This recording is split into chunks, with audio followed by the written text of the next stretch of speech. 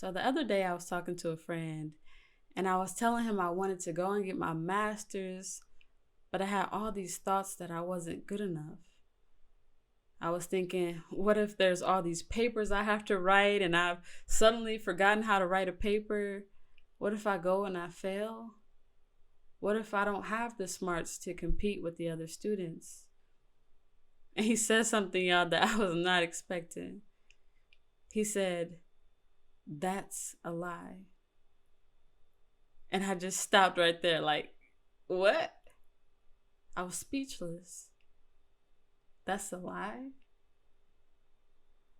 For the first time in my life, I had really begun to question the thoughts in my mind. For the first time in my life, I realized that the inner dialogue or the narrative that I had played over and over in my head wasn't really me. What events have taken place in my life that have allowed me to believe the thoughts that I was thinking?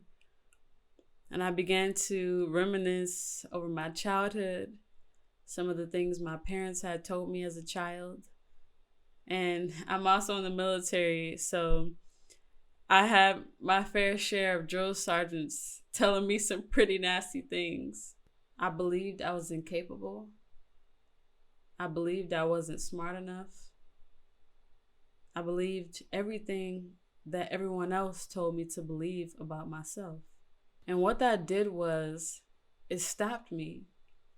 Rather than applying for that master's program, which is what I wanted to do, I was paralyzed by fear because I allowed my thoughts to lead my actions. Isn't that vicious cycle just a bitch? It always starts with a thought. That thought influences your actions, and that action reaffirms that thought. And the cycle just repeats itself over and over and over again. So how do we stop it? How do we nurture a more positive, healthy thought process? What does that look like? How do we have the type of thoughts that will lead us to success, that will lead us to taking action, and that will lead us to having the best possible life that we can live? And I'm going to give you 2 things that I've done and that have helped me tremendously. Number 1 is name your thoughts. Yep. And I know some of you have heard this, so it shouldn't be new to a lot of you. But since I served in the military, I named my thoughts Sergeant Riley. And whenever I'm starting to get these negative thoughts, I just imagine in my mind that I'm me and that my thoughts are outside of me. And Sergeant Riley is saying all these negative things, not me. So I'm looking at him and he's telling me all this negative stuff. And rather than sit there and listen to it, I realize that I have the choice. I realize that I have the ability to talk back to Sergeant Riley, and I get to say, hey, you don't talk to me that way. And then I get to reaffirm what's really true for myself. I get to say, hey, you say that I'm weak, but I know that I'm strong. You say that I don't know what I'm doing, but I say I'm capable. You say I'm not smart. Well, I say I am. Remember, your thoughts influence your actions. So once you start to replace those negative thoughts with positive thinking, that's when your actions begin to change. The second thing you're going to do is play mind police.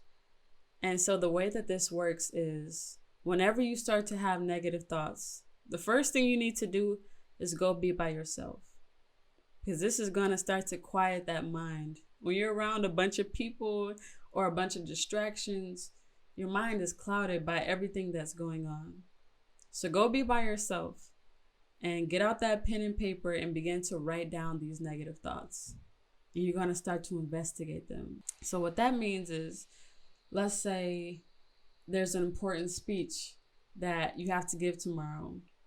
You might start getting all these thoughts saying, you know they're going to laugh at you. Why don't you just come up with an excuse so you can get out of it? Wouldn't that be so much easier? And so you're going to start to write down these thoughts. And then you're going to ask, is it true? Is it true that when you go into that boardroom, everyone's going to laugh at you? But they could, right? You can never predict how others will respond to you. But is it realistic? Can you really imagine going to give a serious talk about something that's really important to the company and them laughing at you? No, that's not realistic. Do you have proof? Or are these thoughts just motivated by fear and anxiety? Are they based on maybe an experience you've had in the past where you had to get up in front of a bunch of kids and they laughed at you? Or maybe your parents were embarrassed, or you felt humiliated at a point in your life. You have to realize that that's not you. That is something completely on the outside of you trying to influence your behavior. And so by playing mind police, you get to investigate whether these thoughts are true. And if you conclude that these thoughts aren't true, ask yourself this: who would I be, or what would my life look like if I decided I wouldn't believe that lie? It'd probably be fucking amazing, right? You'd probably feel free. You'd probably be able to go out and live your best life, uninhibited by fear or anxiety or negative thinking. I hope these two helped you guys. And I want to finish with this quote from You Are a Badass. And this is a great read, by the way. But what this quote says is, to shy away from who you truly are would leave the world viewless. You are the only you there is and ever will be. I repeat, you are the only you there is and ever will be.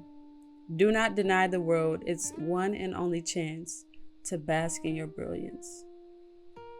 So leave this video, guys, knowing that you're awesome, you're badass, and I hope you guys start thinking more positively.